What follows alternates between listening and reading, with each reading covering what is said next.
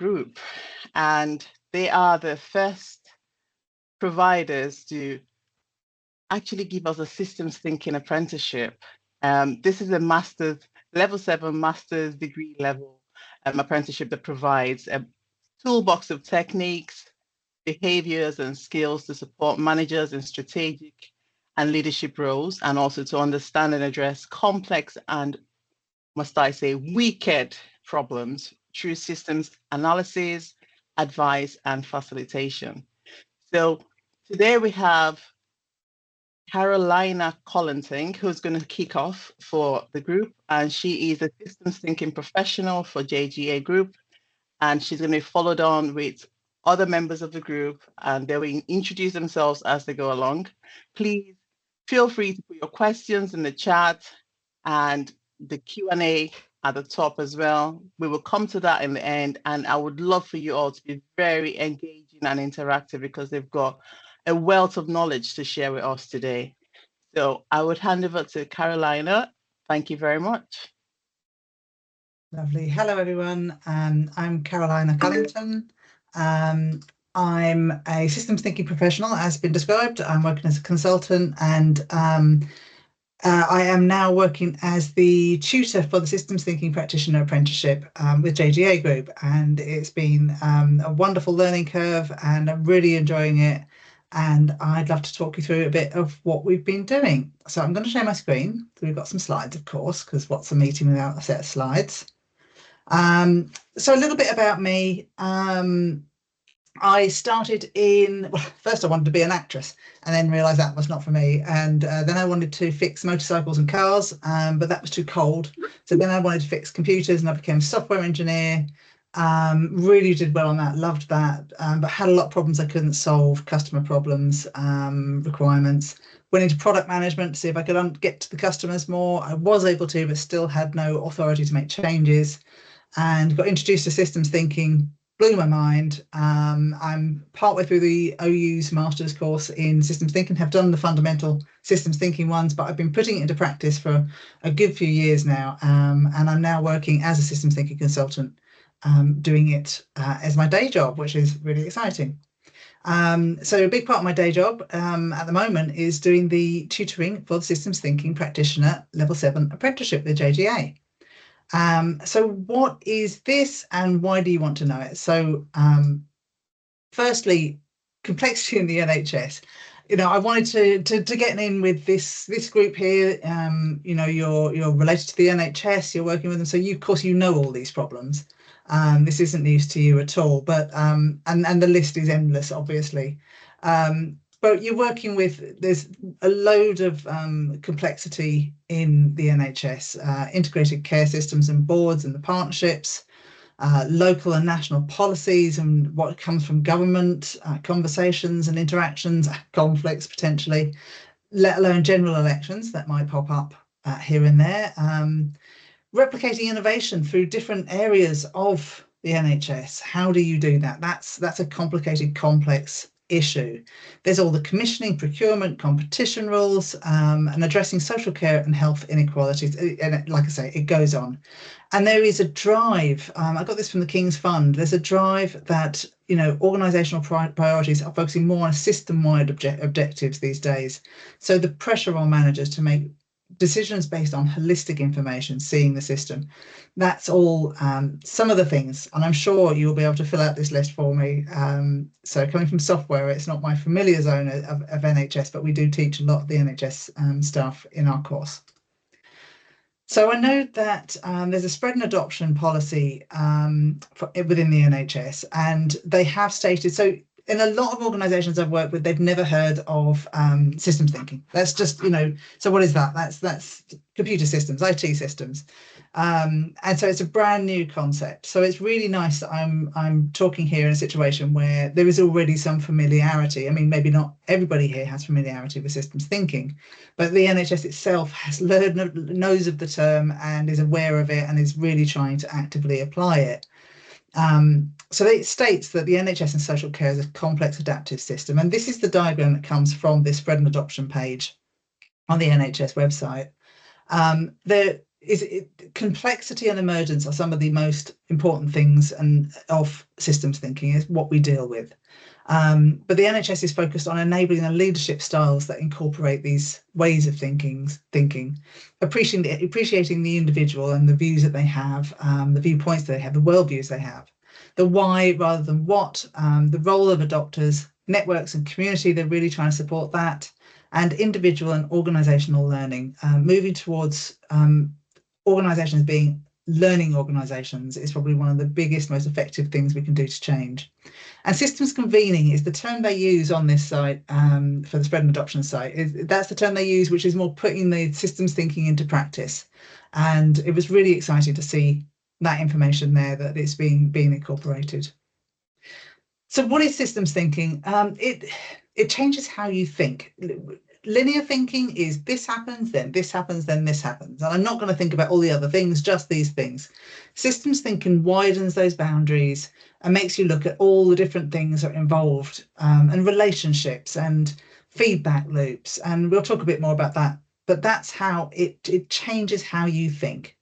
And it is a bit like taking the red pill in the Matrix of, it's going to change the way, and I'm sure most people will know the film, but there's the main character has the choice of taking the red pill and seeing the world completely differently and nothing will ever be the same again, or take the blue pill and go back to normal and never, pretend like it never happened. The system thinking is a bit like that, I think. It changes how you think. It's not going to change just how you work. It changes how you are as a person and your family and your home. So focusing back on the NHS, coping with change within the NHS, it's, change happens everywhere. It's not just in the NHS, but this is obviously the focus here.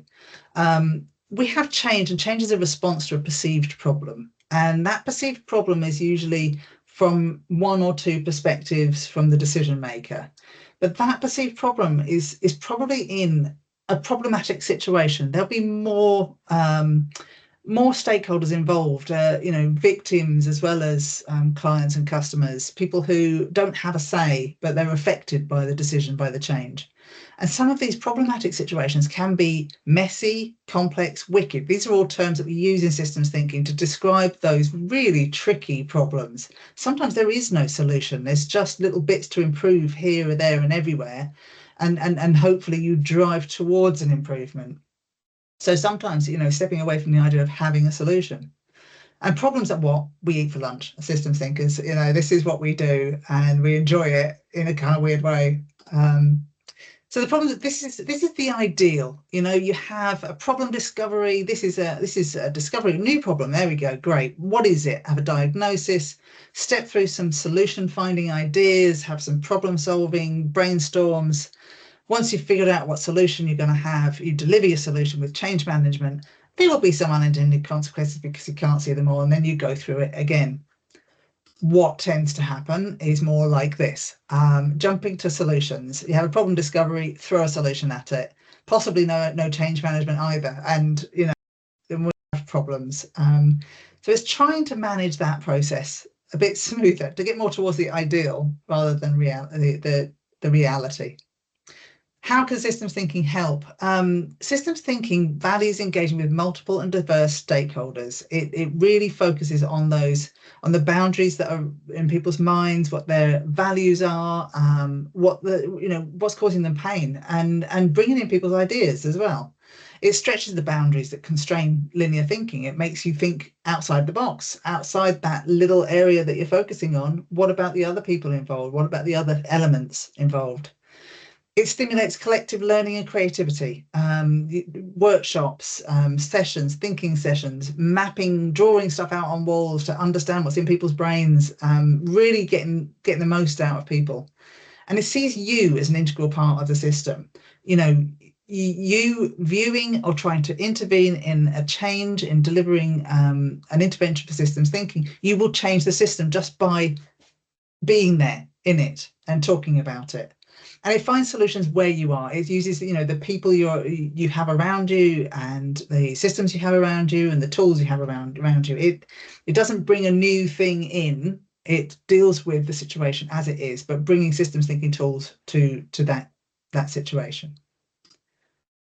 Some other ways of looking at systems thinking.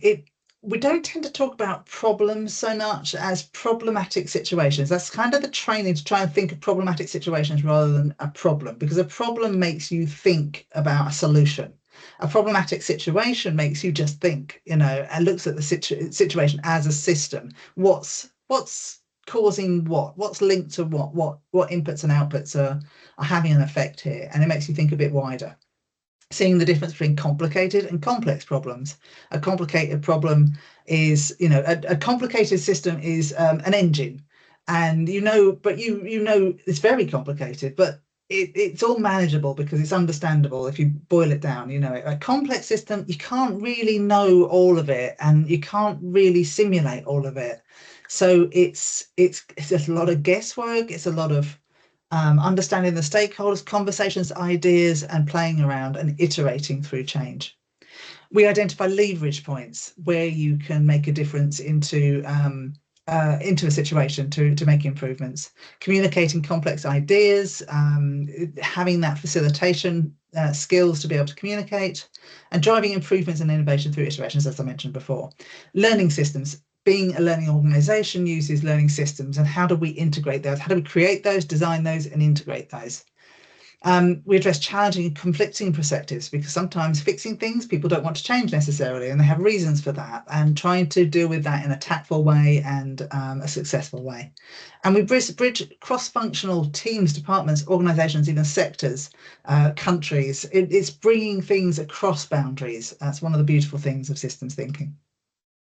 Some of the core concepts of systems thinking that are involved: complexity, as I mentioned before, complexity, ambiguity, uncertainty, dynamics and feedback loops, emergence, modeling, holism, and stakeholder engagement. Stakeholder engagement is kind of through all of it because it's with the people. Systems thinking DNA. It has come from academia, and there's been a lot of systems thinking. People have been doing it for millennia.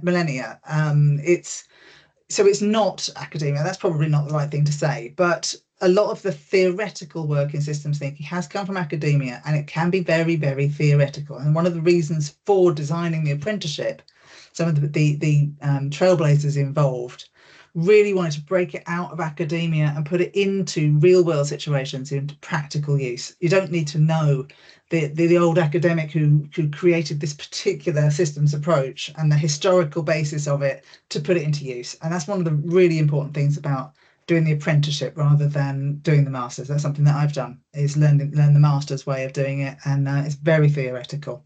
Not necessarily boring, but you know, it can be, particularly if you're embedded in work and you're trying to get things done. So JGA's way of teaching it is 90% practical, 10% theoretical. And this is encouraged by the people who designed the apprenticeship as well. So it's not just us, but that's something that we're really concentrating on. What are some of the things we do? There's hard and soft systems approaches. Hard are more the quantitative, you know, numbers, figures, simulations. Soft are like the soft skills. It's the, you know, working with people and working with their worldviews and issues. And there's all sorts of modelling, analysis, diagnosis, and sense making that comes out of these approaches. The stakeholder issues that we look at, this is not all of them. This is just a handful: facilitation, ethics, ambiguity, conflict, all these things that come up with stakeholders. And planning and leading systems interventions, they are how we deliver that change. And that, again, is an iterative process. You've got to keep reviewing what you're doing. You've got to be able to see that you've been wrong. You might have made a wrong decision, and you've got to be able to get out of your own way and see that. What makes a learning organisation? How do we instill this kind of behaviour to those around us? And how to develop as a practitioner. We give you the tools, you know, show you which societies to join, how to learn, what books to read, going forward and building your career as a systems thinker. How we teach it at JGA. This is the module structure that we're using. We go through a process like a learning path. It is a social learning system, so we are driven by the needs of our apprentices, of our learners. So if their situations call for a particular structure, we may change things around. But what is systems thinking? Getting that understanding of those core concepts and how they're applied in the workplace. Then we look at these specific approaches. These are the ones that are set by the apprenticeship standard: critical systems heuristics, viable systems model, systems dynamics, and soft systems methodologies. These all do similar things, but very individual things. So, some are much softer, some are harder, and some are at the beginning of the discovery stage, and some more at how do you actually get on and apply this thing.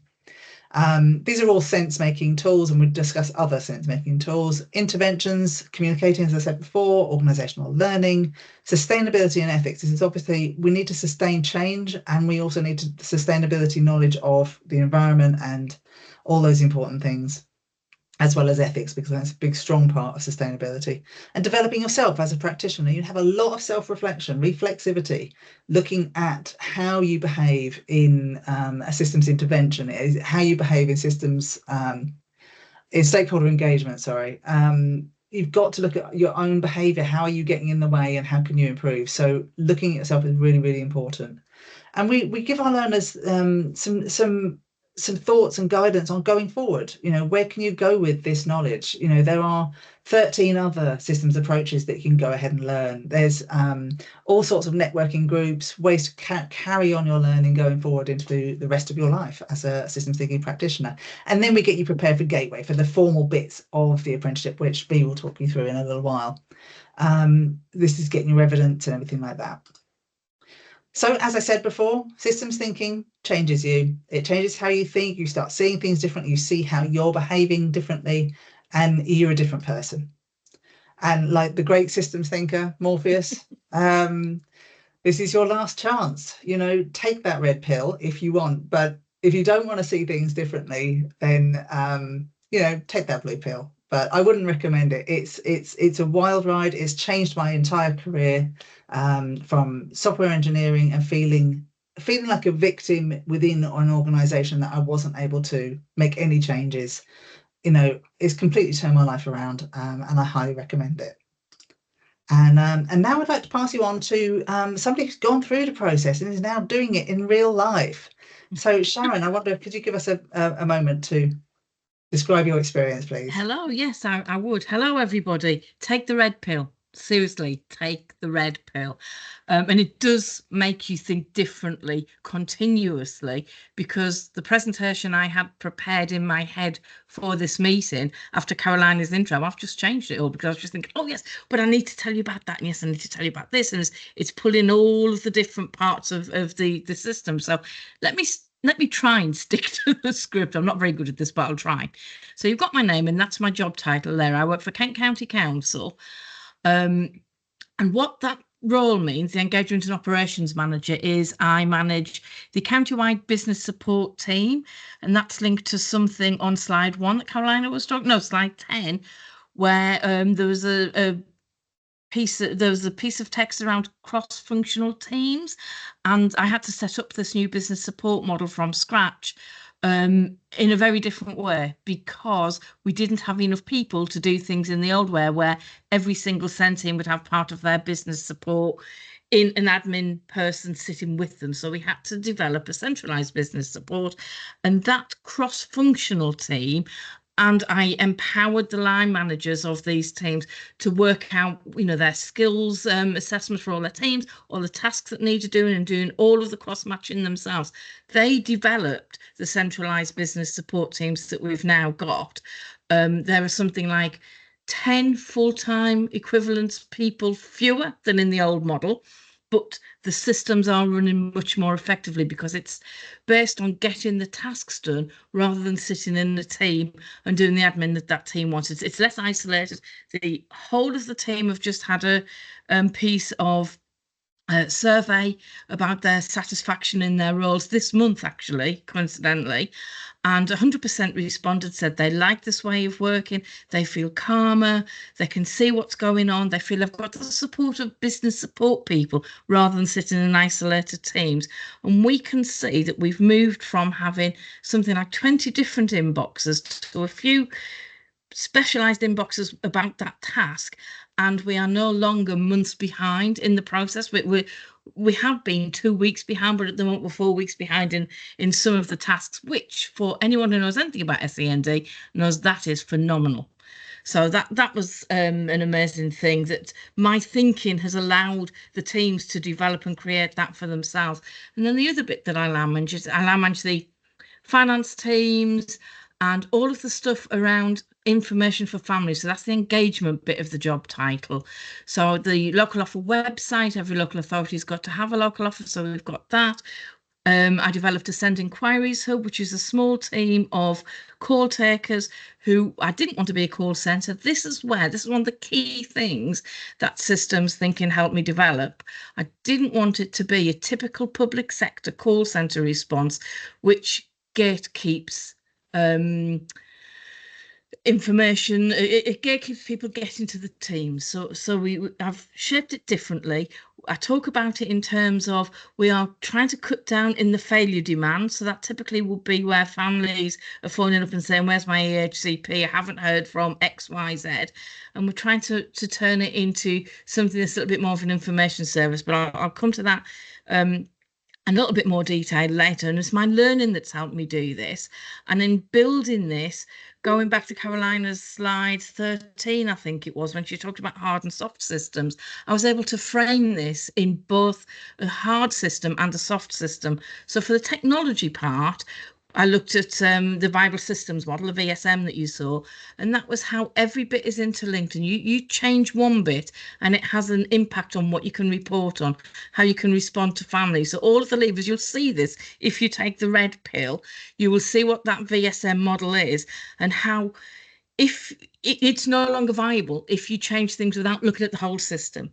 Then for the soft system bit, because it was not because it was a new team, but this gave me an opportunity to look at what are the support systems that a new team will need, what is the training.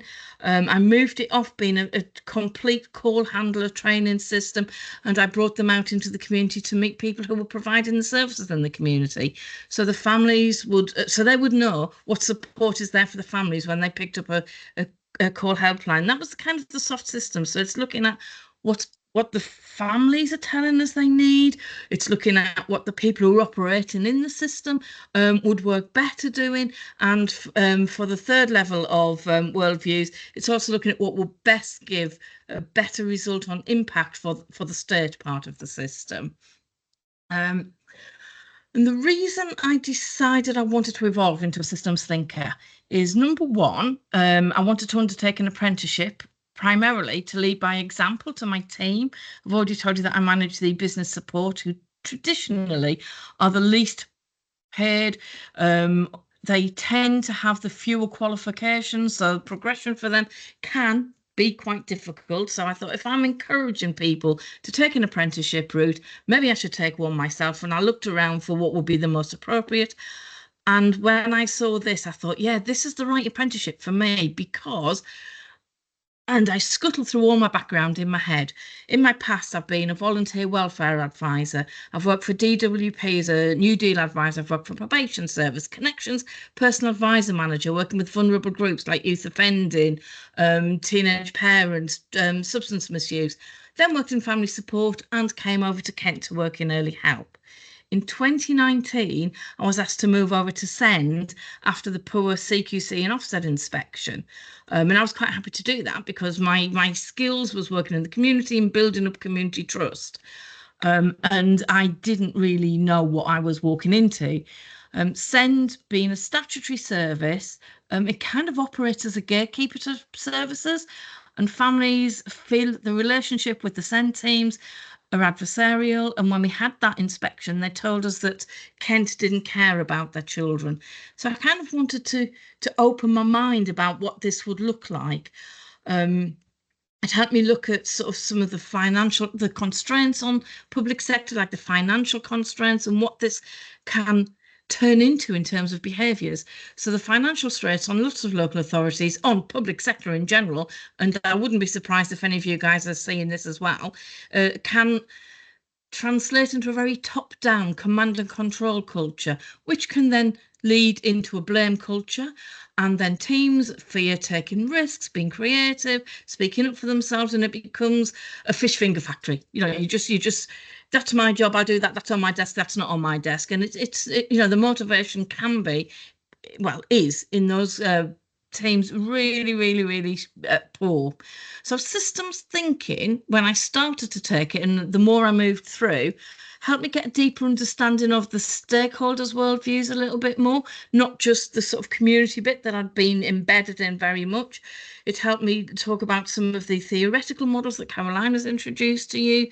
And I could present this in a way to the stakeholders, the manager stakeholders, if you like, the senior leadership, that would make sense to them, but also showed how it worked in their interest. So a typical that linear thinking that was shown, a typical way of dealing with a problem is to look for efficiencies and deliver what is the quickest way to get from A to B. And that linear way, that command and control way of thinking, can often deliver those efficiencies really well because they're looking at inputs and outputs. But it often falls short, and this is what we've seen in the inspection, of demonstrated impact and outcomes. So using systems thinking, I was able to sell the benefits and what the value impact of this and how that can deliver to the citizens, and will raise those softer targets that local authorities often struggle to develop. Doing the systems thinking allowed me to develop the skills and knowledge and behaviours to work in this approach. And because I was able to sort of frame it in that sort of soft methodology, I was kind of given the space, or actually I took the space, I wasn't given it, I took the space to think about what the root cause is for families. A, what is the root cause of their displeasure? And B, what is the driver for them applying for EHCPs in ever increasing numbers? And Kent has been a little bit of an outlier in this. We've had more EHCP requests than the national picture, and more requests for very expensive special school places. So I was kind of looking back at what is behind that. Where is the best place to intervene? What is the best system to intervene? And by kind of working with stakeholders, and particularly with families, and that's quite difficult in SEND because SEND is more of an administrative function rather than sitting out in the community and doing focus groups and meeting families and going to coffee mornings and that kind of thing. It's difficult to get their view unless you do a survey. And surveys, unless you ask the questions right, they're still quite thin. They don't tell you everything you need to know. So what I kind of have started to discover is that an earlier help, an earlier approach was more important, because if families are telling us that they don't trust the local authority, and the reason they're not trusting the local authority is they can't get the golden ticket that they want, the EHCP, but the reason they want an EHCP is that they don't feel schools are able to meet their kids' needs in mainstream education. So it's back and back and back and back. What is it that parents, what would change their the parents' journey if they'd had some information, advice and guidance earlier on? So I start to build up the SEND Enquiry Hub, which I've talked about a little bit more. So rather than be a call centre dealing with the failure demand, chasing up your caseworker, chasing up your early help worker, and typical conversations like that start with, where is my I can't get in touch with, to move it towards a value demand service where families can phone up and say, how do I apply? Where do I find information? Where do I go to? By doing that, we're empowering families, we're putting them back in the driving seat. Then from that, I was also meeting some families and discovered that the website is great. I mean, I would say that it's my website, but it's a website is quite a two-dimensional offer. So I wanted to build something like an in-place offer. And I work with stakeholders and families to develop what we call the SEND roadshows, which are currently going around the county. We've got 12 districts in Kent, so it's quite big to get around. But when we take those into the community, where families can come and meet a range of teams and organisations that can offer their help, you can. It's really, really strange. You can see the difference in the families that come in with a metaphorical rucksack on the back of all of the things that they want to tell you that's gone wrong with their family and wrong with their child, that this hasn't worked, that hasn't worked. And you can see them feeling really like a coiled spring. And as the sort of introduction goes on and we point them to who's in the room and who they can talk to, you can see light bulbs going on. They didn't know that organisation was there for them. They didn't know they could get that support from a family group in the church hall down the road from them. That's only a 2-minute walk. They didn't know all that was there. And when you speak to families coming out of the road shows, they quite often tell you, A, they wouldn't have applied for an EHCP before if they'd have known this was available, or they feel now more empowered to go and work out the support that they need for their family beforehand, and probably won't apply for an EHCP. So that's what I call kind of designing against demand. I could talk and talk and talk, and I'm sure I'm going to get the plug pulled on me anytime now. So the things to remember, and I'm happy to come back and talk more if you need me to, but the important things to remember if you take the red pill, and I would highly recommend you taking the red pill, is there is a time commitment. I've really struggled with that. I've sectioned off a day a week to do that 20%, and I haven't always kept to it, and I've fallen behind, and that's difficult. That's a challenge. But commit yourself to it, and it will change your life forever. Get some support from your organisation and your line manager. I've had experiences of both good and bad. Where it's been bad, that's where I kind of put the course on a pause for a while, because it came very command and controlling, and I couldn't breathe for doing tasks. Once that kind of shifted and I got a different line manager, I could come back to the course, and then I could start to explore things again. So they're the bits to remember. And I just want to go back to the first sort of bit that I said about why I wanted to do this. This morning, I sat in a CMI level 5 briefing, which is linked back to my wanting to inspire people to take apprenticeships. We've had a couple undertake level 3 apprenticeships now, and we've just had our first one, who I've sat in that briefing with her, to do her CMI level 5. So it seems to be working, even if it's slow. Any questions? Thank you so much, Sharon. Sharon. Go ahead, B. Thank you. So hi everyone, and thank you for that. I mean, I'm going to say exactly the same. Take the red pill if you haven't already decided that's what you're going to take. And I'm going to be the one talking to you a little bit about why JGA, why an apprenticeship, and what it looks like if you decide that you do want to take an apprenticeship with us. So I'm the advanced practitioner. I'm a coach of STP. I'm not going to go in my background. I think we're just going to dive straight into this a little bit. You've already had a little look at the course that Caroline has gone through already of what it looks like, and we'll go back to that later if we've got time. So your whole apprenticeship is 22 months in total. You have 18 months which is on the programme, which is the taught element, and then after that, right at the end, you have a 4-month assessment period, which is on the infographic you can look at there. So your learning journey is very, very clear. You've got your seminars, lots of support there. Seminars, it's all expert-led tutors and coaches. They're going to be weekly. And the way an apprenticeship will work, if you're not familiar with that, is that you will have it's 20% of your week that will be dedicated to your off-the-job, we call it off-the-job learning. So anything that isn't part of your normal role, then that will be seminars. It might be writing your assignments up. It could be research. It could be further training. It could be shadowing. And that part will be dedicated in agreement with your line manager, your employer. They will agree and sign a contract that will allow you to have that time so you can focus on the apprenticeship. As Sharon's already pointed, it's really key that we have your employer on board with this. The line manager is, and your employer is central. The really key part of an apprenticeship, that they work with you, they support us with that all the way through the apprenticeship.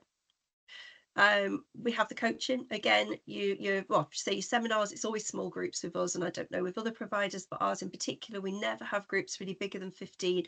I think our usual group's around 10.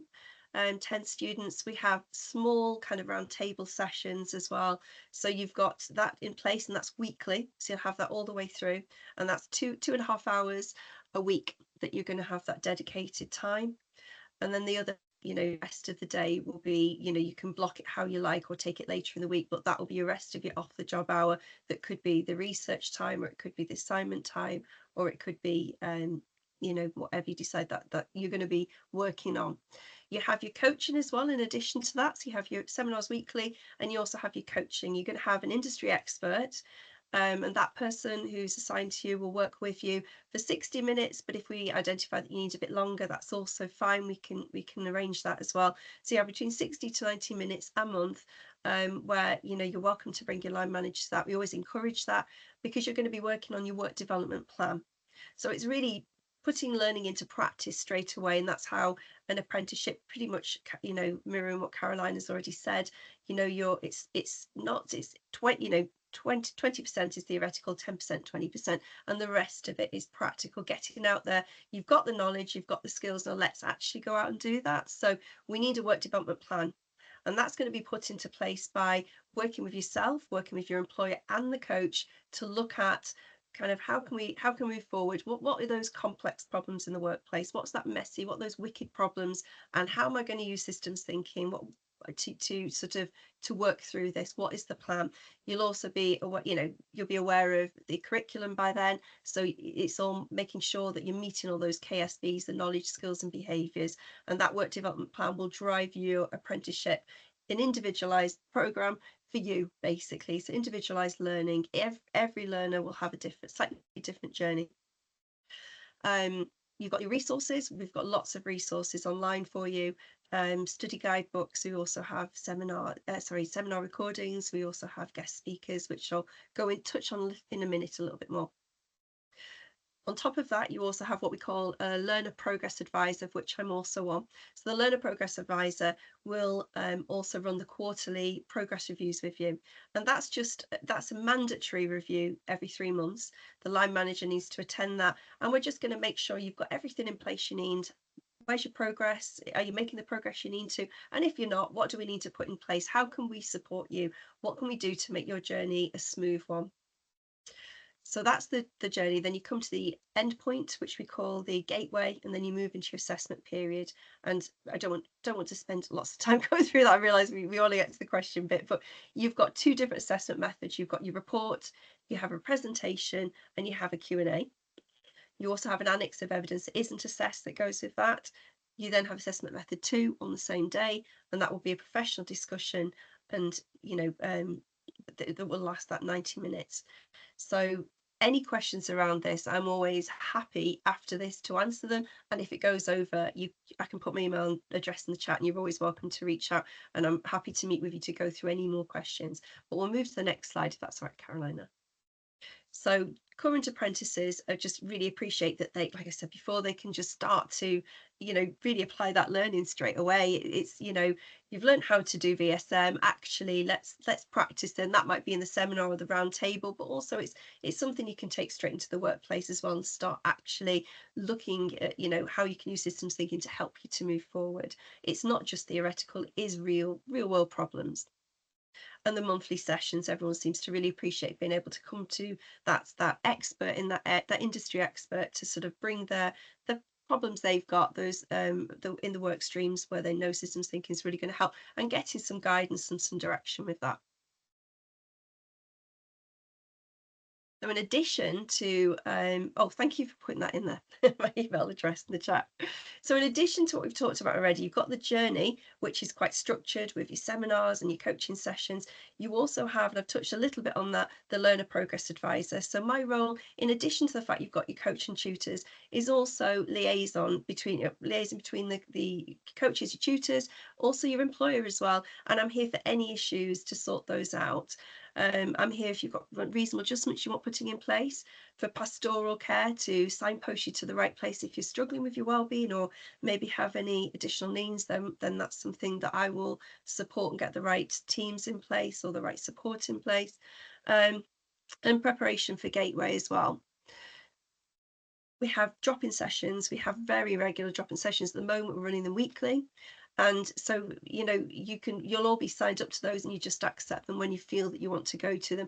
So that could be off the job hour. It could be just systems thinking questions that you have. It could be around endpoint assessments. It might just be one file team. We have a whole team that you can access at any point as well for any support with the online learning system that we use, which is called One File. We have Careers Advisor, which again you can reach out to, and the guest speakers, of which we have a lot of webinars and systems thinking guest speakers to help you with that kind of your learning journey. networking opportunities and alumni events as well. So yeah, there's a lot going on. There's a lot of support we put out there for you. So just to recap, really, we've got the experts in systems thinking, the people who are out there in the field. It's not all theoretical. They are actually out there practicing. So we are all able to, we're up to date and able to really support you in your role. Again, it's learning in action.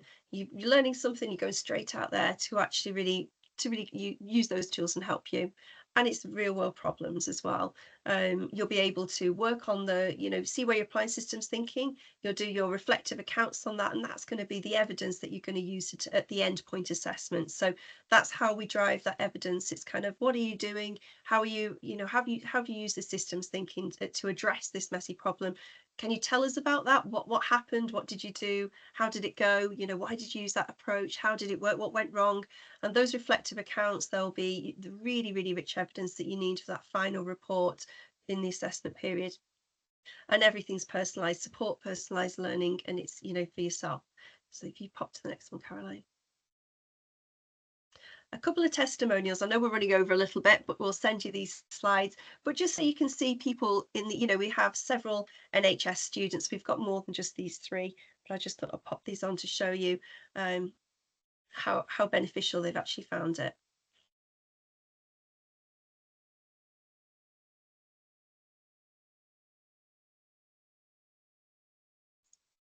Thank you.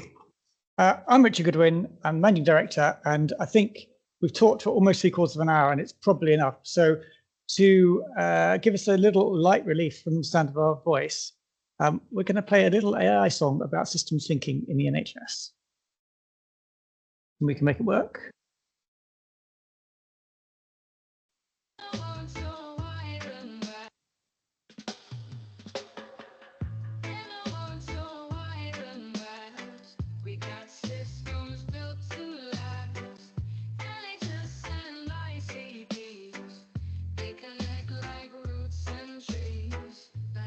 Flow and complexity, models show what we can't see. Every part plays its role, together we achieve the goal. Oh, systems thinking in the NHS, helping us strive, do our best. Dynamic webs and models fine, intertwine like the roots of a vine. Fabulous. The wonders of artificial intelligence. It's just the human ones that can't switch it on and off. Do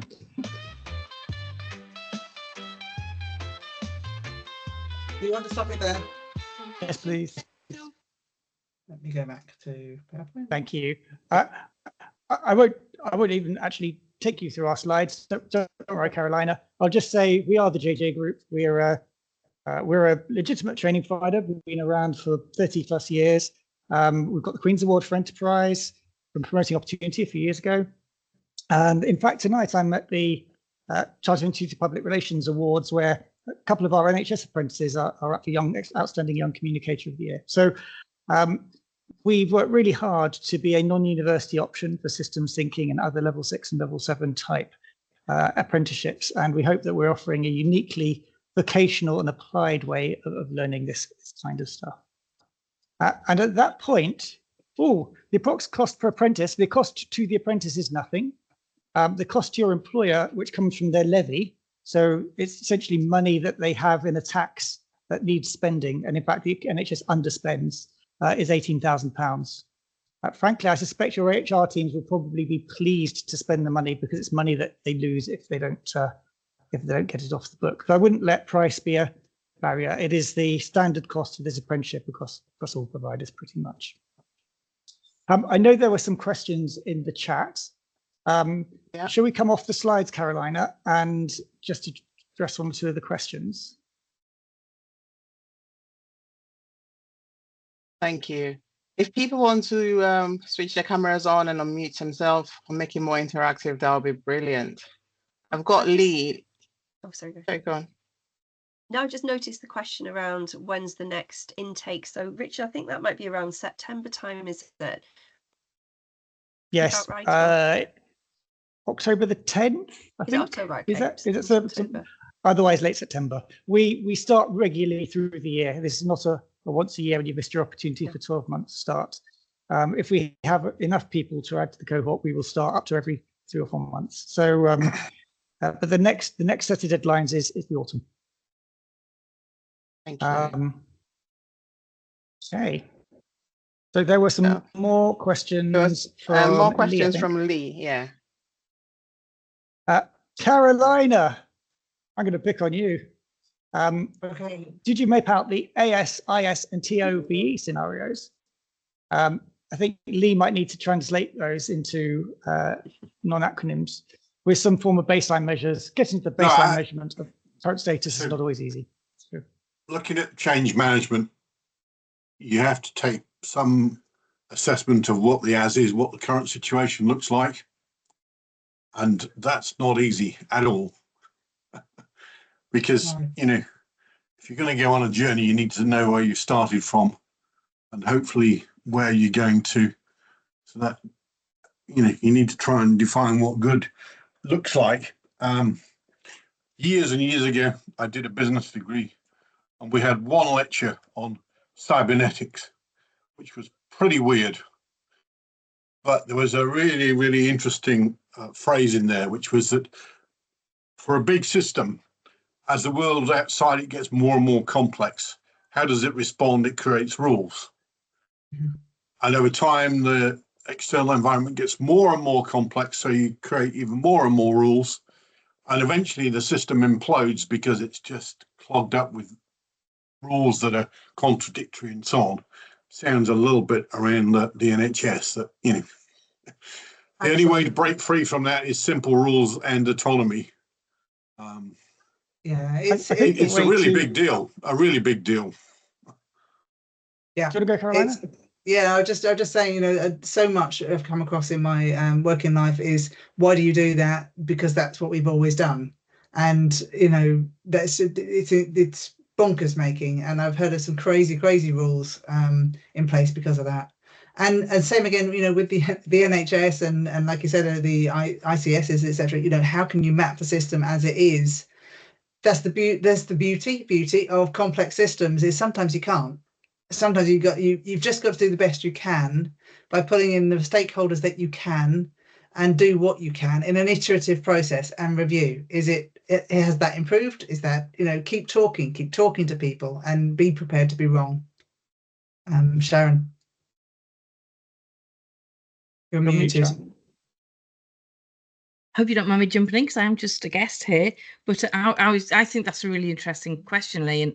And working in the system that I work in, I've started to think not what good looks like, but depending on who the who is for the good. So in our families, we've got mom might think that getting a degree in accountancy might be good for the kid, but the young person might actually want to do tree felling. And the education system around them might just want them not in education, training, or employment. The GP around them might want them to have fewer drugs and cheaper. So it depends what perspective you're looking at it from, what good looks like. My driver for me always is, because we're public servants, it's what good looks like for the taxpayers, because they're my bosses ultimately. So what is it they want me to do, rather than what looks good on turning a spreadsheet green, which doesn't make me very popular with the senior management. I just wanted to say as well, Lee, that a lot of the approaches do deal with the as is versus the to be. And that is part of the process, is looking at the difference between those two. So a lot of them are using that way. I couldn't actually reply to your message directly. Yeah, I think part of the challenge is that there perhaps isn't sufficient questions coming down from senior level about systems thinking and so on. They're just not aware. It's not because it's just reality. Yeah, I think there is a drive. Certainly what I saw from the I can't remember the words for it, but on the adopt and spread thing, it looks like there is a drive to bring in systems thinking and systems convening is what they call it, as part of this spread and adopt, or whatever it's called. It's not certainly true. It's certainly true, Lee, that one of the challenges to apprenticeships for this kind of topic is that usually for an apprenticeship, if you go back to several hundred years ago and you think of a goldsmith, you're an apprentice goldsmith and your boss is a master goldsmith, and the master goldsmith knows how to be a brilliant goldsmith and therefore is passing on the knowledge. With systems thinking, if you go to the board, for example, an NHS body, what are the chances that your boss happens to know about systems thinking? And it's relatively limited because although it's been around for many years, the discipline, it's largely been locked in academia, and it hasn't been, people do their MBA, they haven't generally done systems thinking qualification. So that is genuinely one of the challenges that we have, and every other provider has for the apprenticeships, that you have to find ways to get people mentoring internally for other people who know the organization and know the actual role and how to do systems thinking. So there's no magic bullet in that sense. Short introductory courses or whatever that can be done at organizational sector level? I'm sure there are, and we can email you a few links afterwards. Yeah. There are a few introductory ones that are free on Open University, so there are a couple of things around. But that brings us to another question. We've got a question about the cost. Richard, you might be able to answer that, because and another one about the certificate at the end of it, which it is a level 7, which is equivalent to a master's level, and yes, you will get that certificate at the end of it. But I'll let Richard answer a little bit more. It's certificated by the government, so it's pretty much the same way as your A-levels or your GCSEs or whatever else might be. It is an official government qualification. It carries UCAS points if you want to do a degree. Universities will hopefully give you some credit against it in terms of achieving a master's degree or a PhD. It is a qualification in itself, so I think that's probably the best way to look at that. I did address cost a few minutes ago. All of your organizations will have apprenticeship levy, as it's called, which is a tax burning a hole in their pocket, which they will, generally speaking, be only too pleased to utilize for apprenticeships like systems thinking. But for transparency, the usual cost of it, including the assessment and everything else from their apprenticeship levy, is £18,000. Well, that doesn't cost you anything. It doesn't cost you anything. There's no cost to you at all. And it's worth saying that we hear reports of apprentices on systems thinking who have saved their employers considerably more than that amount in the very short term. So it's all good, one hopes. Another question in the chat. Yes, but is there some rule about what you can earn if you can? No, there's no rule at all. If you earn £200,000 a year, that's fine. If you're earning minimum wage, that's also fine. Right, okay. So this is a more general question rather than just about this. There is an apprenticeship minimum wage, which is generally a bit lower than the national minimum wage. It does not mean an employer has to pay a lower wage. They can if they wish, but it's a labour market, and your son is in a wage negotiation with the employer, and like anything else, the higher the quality of the apprenticeship, or if somebody's already in the job, they're not going to get a wage reduction because they're on apprenticeship, because actually they're becoming more valuable. This is the idea that apprentices tend to be very young and not have a lot of education to start with lots of the time, I think. And it just depends. If you want to be an electrician and you'll be earning 80 grand in a year's time and you left school with limited GCSEs, then you may be prepared to earn very little for a year or two. If you want to be a communications professional, for example, and you've got your A-levels or you've got a degree or whatever it might be, then any sensible company does not try and underpay you, because you will leave very quickly, and it doesn't work very well. Yeah, Lee, they won't be affected. There's that funding, it's there anyway, the levy funding, and then you will be released a day a week to work on your apprenticeship. Basically, some organisations, it may be your employer wants you to have an apprenticeship day. Some it might be 2 half days you block. It really, everyone has a different way of approaching it, but you would need to commit to a seminar weekly, and the seminar won't be 2.5 hours straight. It tends to be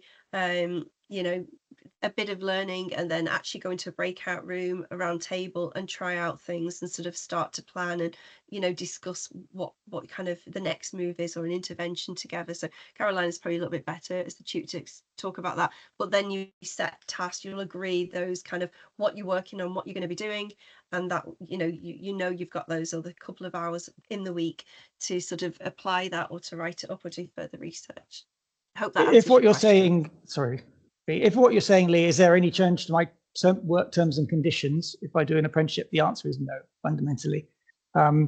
Your employer will undertake to give you time to do the apprenticeship. Yeah. You will undertake to try and do the apprenticeship, and we will undertake to try and train you on the apprenticeship. But you are an employee of the same organisation. Your pay doesn't change. Your terms and conditions don't change. You think of it as a training course that you're put on for a year or two.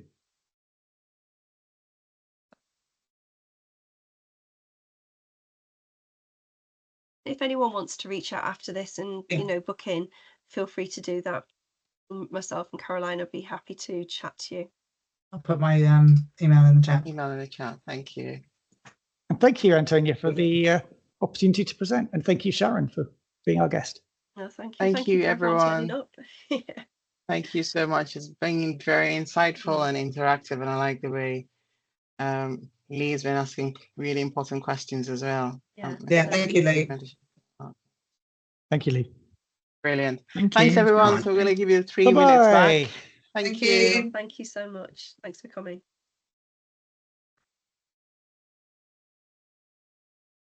Ding, ding, ding, ding.